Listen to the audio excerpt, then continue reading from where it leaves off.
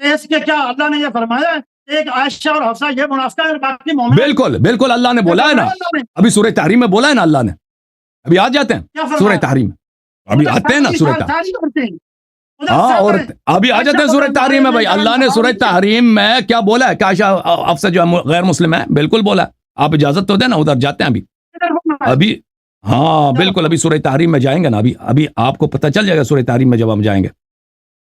ایک منٹ مجھے اجازت دیں، آپ میں سورہ تحریم کھول دوں. دیکھو میرے محترم ناظرین، یہ کتاب ہے صحیح بخاری. سورہ تحریم کی طرف آ جاتے ہیں. سورہ تحریم میں متعدد آیات میں اللہ تعالیٰ نے عائشہ اور حفصہ کی مذمت فرمائی ہے اور ان کو رسول پاک صلی اللہ علیہ وسلم کا دشمن اور ان کے دل کو ایمان سے عاری بتایا ہے. اب قرآن کے آیات میں پڑھوں گا، جہاں میں غلط ترجمہ کروں گا آپ کہہ دینا میں نے غلط ترجمہ کیا.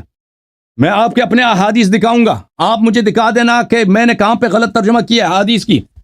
یہ کتاب ہے صحیح بخاری، چاپ دار احیاء التراث العربی، کتاب التفسیر ہے.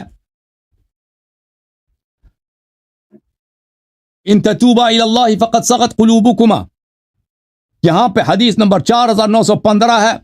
عبداللہ ابن عباس سے روایت ہے کہ میں عمر بن الخطاب سے ان دو عورتوں کے متعلق سوال کرنا چاہ رہا تھا، تظاہرتا علی رسول اللہ صلی اللہ علیہ وسلم، جنہوں نے رسول اللہ صلی اللہ علیہ وسلم سے دشمنی کی ہے. قرآن میں جن کا ذکر ہے کہ انہوں نے دشمنی کی ہے، میں ان کے متعلق پوچھنا چاہ رہا تھا کہ کون ہے.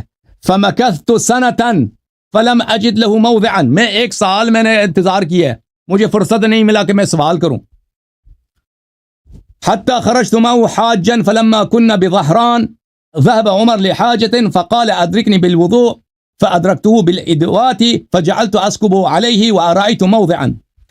یہاں تک کہ ہم اکٹھے حج پہ گئے، زہران کے مقام پہ عمر نے کہا میں نے وضو کرنا ہے، میرے لیے پانی لاؤ. میں پانی لایا، میں اس کے ہاتھ پہ پانی ڈال رہا تھا اور اس وقت میں نے سوال کیا. میں نے کہا یا عمر من المرأتان اللتان تظاہرتا، وہ دو عورتیں جنہوں نے رسول پاک صلی اللہ علیہ وسلم سے دشمنی کی ہے، تظاہر کی ہے، وہ کون ہیں؟ تظاہر کی ہے وہ کون ہے؟ عمر نے کہا تظاہر دشمنی کو بولتے ہیں. مدد کرنا. تظاہر کیا ہوتا ہے؟ مدد کرنا. دشمنی کرنا جہاں لکھا ہوتا ہے. تظاہر کا مطلب تظاہرت علی النبی، ایک دوسرے کی مدد کی ہے نبی صلی اللہ علیہ وسلم کی دشمنی میں.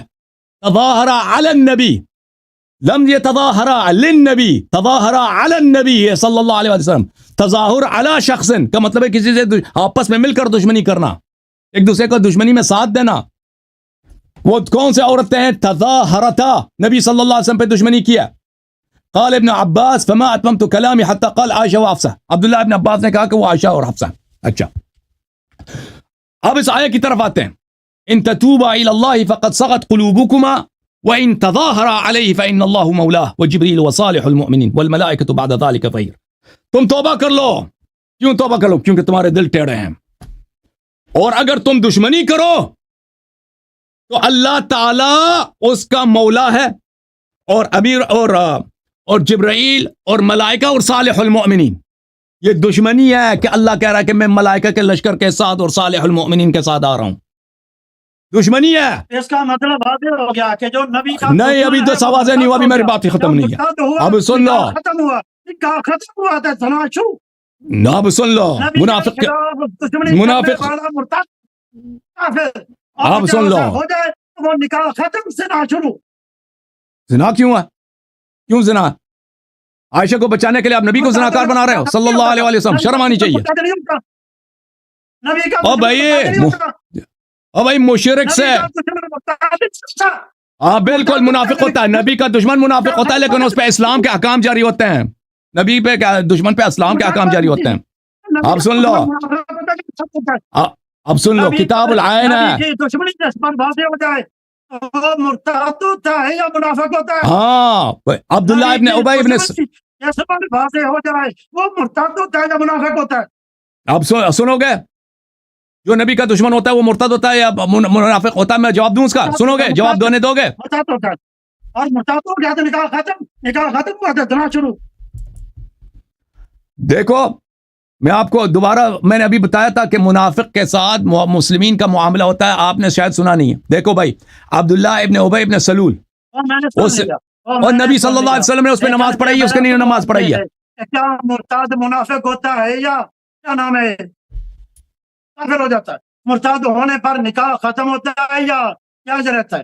اب سن لے جواب، دونوں سن لو. میاں بیوی میں سے ایک مرتد ہو جائے، نکاح جاری رہتا ہے یا ختم وہ ہو جاتا ہے؟ ارتداد اب مجھے یہ ظاہری بات ہے، کا جواب چاہیے۔ وہ ارتداد علنیہ ہے، وہ ارتداد ظاہری ہے، وہ منافق والی ارتداد کے ساتھ نہیں ہوتا، نکاح باطل نہیں ہوتا، وہ کافر بھی نہیں بنتا بندہ، اس پہ مسلمین کا احکام جاری ہوتے ہیں. یہ کتاب صحیح بخاری ہے، اس کا دیکھو. مطلب یہ ہوا کہ نبی کا دشمن جو ہوتا ہے نا، وہ کیا نام ہے، وہ منافق ہوتا ہے، مرتد نہیں ہوتا۔ منافق ہوتا ہے، نبی کا ظاہر میں دشمن مسلمان ہوتا ہے، اس کے ساتھ نکاح بھی ہوتا ہے، اس کے ساتھ نماز جنازہ بھی پڑھا جاتا ہے، اس کو عرض بھی ملتا ہے، لیکن حقیقت میں وہ کافر ہوتا ہے. نکاح ختم ہوتا ہے، نکاح ختم ہوتا ہے مرتد ہونے پر۔ دیکھو ابھی دیکھو، نبی کا دشمن مرتد، نبی کا دشمن بالکل مرتد ہے، لیکن اس میں مسلمان کے احکام جاری ہوتے ہیں. نہیں ہوتے، ہم مرتد پر مسلمان کے احکامات ابھی میں آپ کو دلیل دیتا ہوں. عبداللہ ابن ابی ابن سلول نبی صلی اللہ علیہ وسلم کا دشمن تھا یا نہیں تھا؟ لیکن وہ منافق تھا، مرتد نہیں تھا۔ اچھا، نبی کو گالی دینے سے وہ مرتد نہیں بنا؟ دشمنی واضح ہو جائے، جس کے متعلق اللہ فرما دے کہ یہ آپ کا دشمن ہے، اللہ فرما دے بالکل یہ بالکل. تمہارا اب دیکھو دشمن ہے، اور اس کا مرتد ہونا یقینی ہے۔ دیکھو یہ قرآن مجید کیا ہے، دیکھو میں آپ کی خدمت میں عرض کروں، یہ دیکھو یہ قرآن مجید، یہ صحیح بخاری ہے. دیکھو صحیح بخاری میں صفحہ نمبر 898 میں حدیث نمبر 4907، یقولون لئن رجعنا الى المدینة لیخرجن العز منها الاذل. جب ہم مدینہ پہنچیں گے تو ہم عزیز ہیں، صاحب عزت ہیں، نبی صلی اللہ علیہ وسلم ذلیل ہیں، ہم اس ذلیل کو مدینے سے نکالیں گے. نستجیر باللہ. وَلِلَّهِ الْعِزَّةُ وَلِرَسُولِهِ وَلِلْمُؤْمِنِينَ وَلَكِنَّ الْمُنَافِقِينَ لَا يَعْلَمُونَ. یہ کس نے بولا تھا کہ ہم عزیز صاحب عزت ہیں، نبی صلی اللہ علیہ وسلم ذلیل ہیں؟ ذلیل بھی نہیں، اذل ہیں. کس نے بولا تھا؟ یہ عبداللہ ابن ابی ابن سلول نے بولا تھا. عمر بن خطاب نے کہا کہ دعه، میں اس کو قتل کر دوں. رسول صلی اللہ علیہ وسلم نے کہا لا يتحدث الناس ان محمدا يقتل اصحابه صلی اللہ علیہ وسلم. تو ان کو چھوڑ دو، لوگ کہیں گے کہ میں اپنے صحابہ کو قتل کر رہا ہوں. تو پتہ چلا کہ ایک شخص ایسا ہے کہ نبی صلی اللہ علیہ وسلم کو گالی بھی دیتا ہے، وہ قتل کا مستحق بھی ہے. رسول صلی اللہ علیہ وسلم نہ صرف اس کا قتل کرتے ہیں بلکہ اس کا اپنا قمیص کفن کے طور پہ اس کو دیتے ہیں، اور اس کا نماز جنازہ بھی پڑھتے ہیں. یہاں پر باب الکفن الذی یکف، حدیث نمبر 1269 میں یہی حدیث ہے کہ عبداللہ ابن ابی ابن سلول کی رسول اللہ صلی اللہ علیہ وسلم نے نماز جنازہ پڑھائی ہے. دیکھو ارتداد دو قسم کے ہیں، ایک ارتداد ہے ظاہری، جو ظاہر علن مرتد ہو جائے، وہ نکاح بھی اس کا ٹوٹ جاتا ہے، وہ دین سے نکل جاتا ہے. لیکن ایک ارتداد ہوتا ہے باطن کا، جو باطنی ارتداد ہوتا ہے، نبی صلی اللہ علیہ وسلم کا دشمن ہوتا ہے، وہ حقیقت میں کافر مرتد ہوتا ہے، لیکن اس پہ اسلام کے احکام جاری ہوتے ہیں. نکاح بھی ہوتا ہے اس کا، نماز جنازہ بھی ہوتا ہے اس کا، اور اس کو عرض بھی ملتا ہے، سب اسلام کے احکام اس پہ جاری ہوتے ہیں. ٹھیک سمجھ میں آئی نا بات آپ کو؟ اب جب اللہ تعالیٰ نے قرآن مجید میں کہہ دیا کہ عائشہ اور حفصہ نبی صلی اللہ علیہ وسلم کے دشمن ہیں، اور عمر بن خطاب نے بخاری میں اعتراف کر لیا کہ یہ نبی کے دشمن ہیں، تو ثابت ہو گیا بھائی، ارتداد باطنی ان کا ثابت ہو گیا. ٹھیک ہے نا؟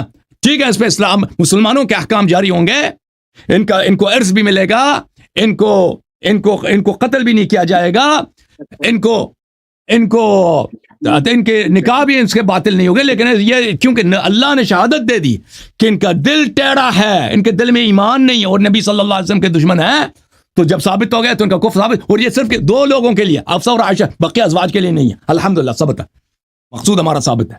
حضرت عائشہ اور حفصہ، پہلی بات تو یہ ہے کہ عبداللہ بن ابی جو تھا نا، پہلے اس کا منافق ہونا چھپا ہوا تھا، منافق ہونا اس کا چھپا ہوا تھا.